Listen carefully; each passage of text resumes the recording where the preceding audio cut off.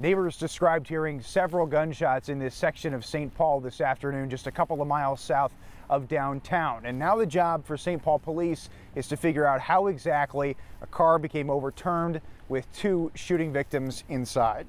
The car laid flat on its roof for several hours in the driveway of this housing complex as investigators combed through the scene and looked through the evidence as they're interviewing witnesses in this neighborhood that is largely residential but is also not far from a couple of restaurants and a bar. Police tell us that this now marks the 123rd and 124th shooting victims of 2019 in St. Paul, already surpassing 2018's total.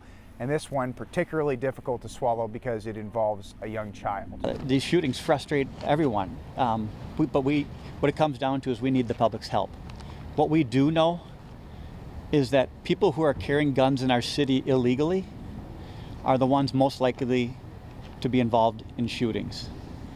And what we need is the public's help. Police are grateful that it appears the boy is expected to survive. They haven't said how the boy and the man in the car are related or if they're related.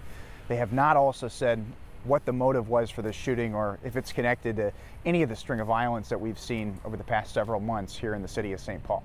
Back to you.